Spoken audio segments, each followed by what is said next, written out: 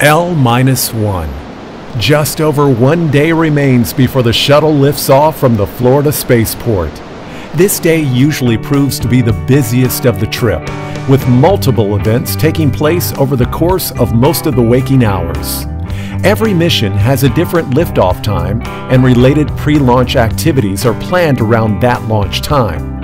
To keep things relative, we will follow the events in relation to the timeline for mission STS-132 on May 13, 2010. With the mission slated to lift off at midday on May 14th, the pre-launch activities follow a normal person's wake and sleep schedule.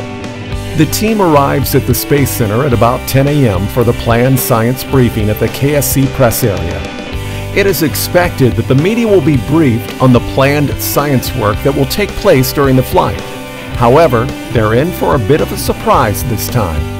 As various media personnel prepare their work for upcoming articles and publications, word comes down that the planned 11 a.m. briefing has been canceled in favor of individual interviews of science personnel, as well as a tour of the Kennedy Space Center's Life Sciences Building, or LSB. Members of the press board the bus for the short ride to the LSB and arrive a few minutes later. Here they are given an up-close look at vehicle and mission hardware that is often ignored by the admiring public. From lockers and experiments that will fly aboard future shuttle missions to life support systems being prepared for use aboard the International Space Station, the media sees it all. It is here that the low-profile, yet often most vital tasks and preparations involved with manned spaceflight become apparent. After about 2 hours at the LSB, the team returns to the KSC press site to discuss their options and plans for the rest of the day. They typically depart the center for a bite to eat in Titusville, and then return to KSC shortly after. The biggest event of the day is yet to come, one that will be surpassed only by the launch of the shuttle, now only about 24 hours away. Since rolling to the launch pad several weeks before, the orbiter has been enclosed by the Massive Rotating Service Structure, or RSS. This giant gantry houses the equipment that installs the payload into the shuttle's payload bay ahead of launch, and weather protection panels that guard the fragile orbiter against the often threatening weather conditions commonly seen in Florida.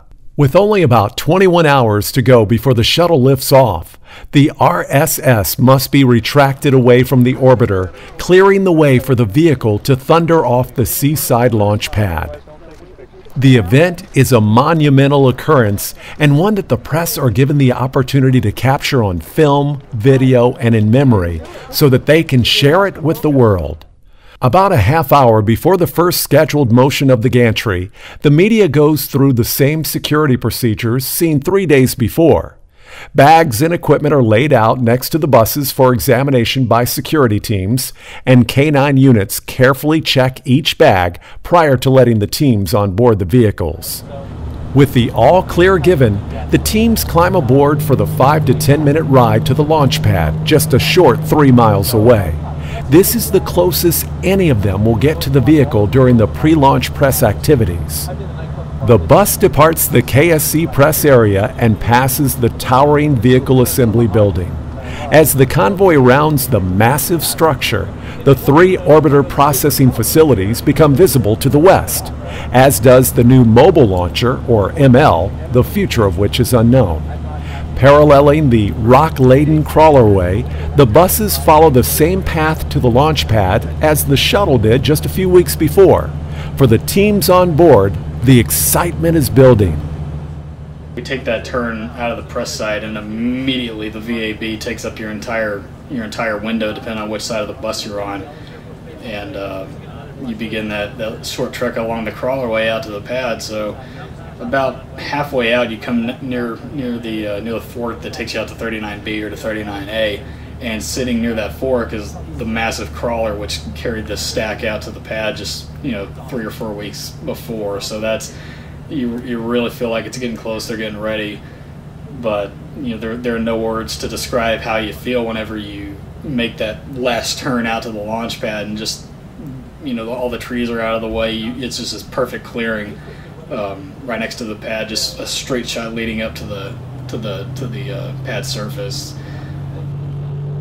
At last, the convoy makes one final turn in the road, and the massive structures of Launch Pad 39A, as well as the tops of the giant external tank and solid rocket boosters, appear outside the windows of the bus, towering over the Florida landscape.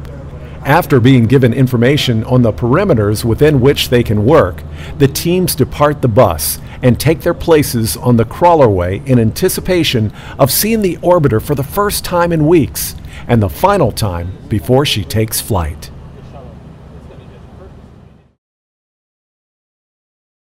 At the launch pad, the team set up camera equipment for the best possible angles that will be needed in documenting the movement of the rotating service structure and the revealing of the full shuttle stack. Tripods are put into position depending on the terrain, and camera settings are adjusted to account for lighting conditions. It's important that all equipment be ready as quickly as possible, as movement of the structure is imminent. Not long after the teams are ready to capture the moment, the gantry begins to roll. Members of the media are quick to document every moment of the occasion, be it by photography, video, or both. Stationed approximately 500 yards from the launch pad, the extremely slow motion of the RSS is barely perceivable by the press. But over the course of several minutes, various elements of the shuttle stack come into view. Often the first to appear are the orbiter's tail and three main engines, showing up just below the bottom of the gantry. Once the RSS moves a safe distance from the structure of the orbiter, it accelerates and begins to reveal more and more of the vehicle at a quicker pace. During this time, it's important for the media to let their cameras run, stand back, and enjoy the majesty of the space shuttle right before their eyes.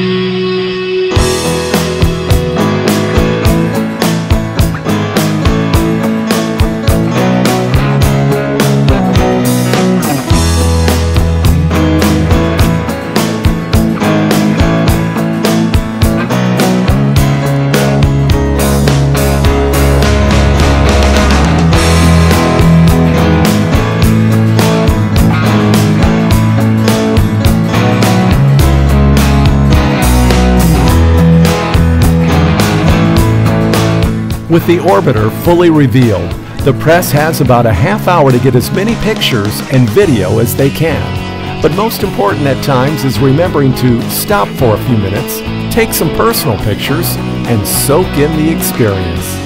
With the pad and launch configuration, the team stows their equipment and returns to the buses. As they depart the launch pad, they get one final glance of the vehicle as the convoy makes its way back to the KSC press area. This is the final time they will see the orbiter before she clears the tower about 24 hours from now. To this day, I think, just based on the fact that the launch is over with in 2 minutes flat pretty much, I think for me personally, RSS retract is actually a better time because you get to be close to the orbiter for a good half hour to an hour, and you can just stand there and just watch it and just absorb the moment. Whereas with launch, it's real quick. You know, get the shot, okay, watch it, okay, it's over. So it's kind of a lot more relaxed pace during RSS retract. This time for 133, I made sure to not get caught up in the moment, since I had been through it once, you know, to really just, you know, take my few shots, stand back, and just get away from the camera for a few minutes and just watch. And it was really good to do that. You know, Larry was out there with me. he came out there, you know, he was like, taking a few minutes, huh? Yeah, it's like, yeah.